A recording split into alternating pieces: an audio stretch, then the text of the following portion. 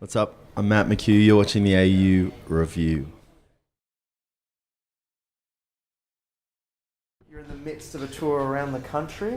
Yep. How are the shows going? Really good, actually. It's kind of like winding down. There's about 3 shows left.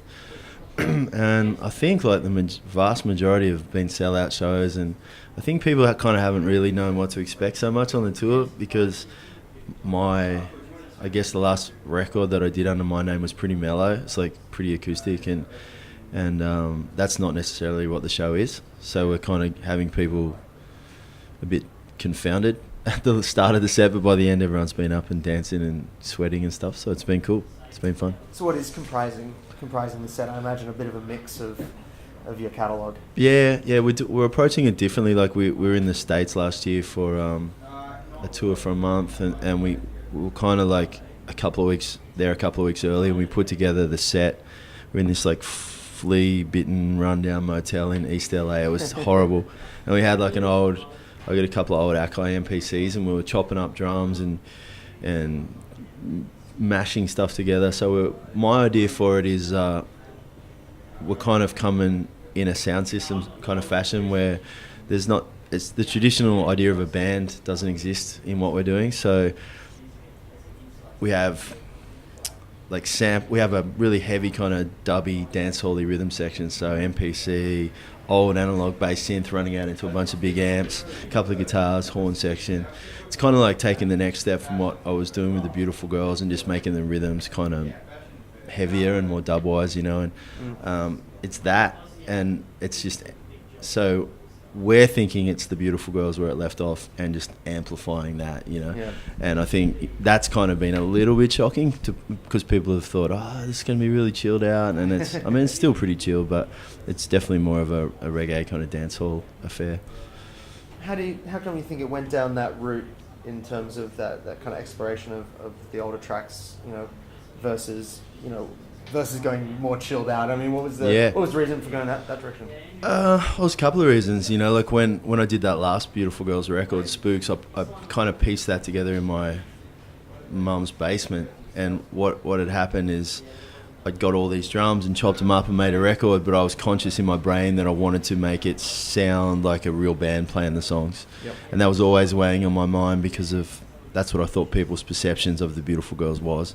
And then we took that and we toured that, and so we had a real drums, real bass, and real horns on occasion, but on other occasion we'd sample the horns, and it didn't sit too well with me. I was kind of like, I don't feel like this is right, I feel like I want the rhythms heavier, but I want because the horns are breath, so I wanted them to be able to breathe and improvise and change every night.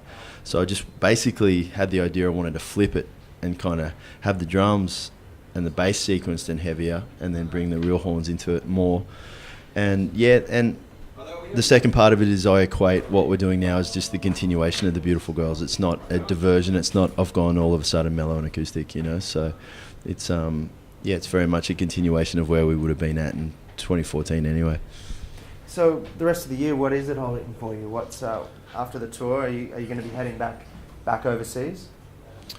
I think this tour finishes up in not long now, like a couple of weeks, and I think we're waiting on our American visas. We'll see how that goes because I've said some pretty mean things about the government there, so hopefully I don't get red flagged in the process.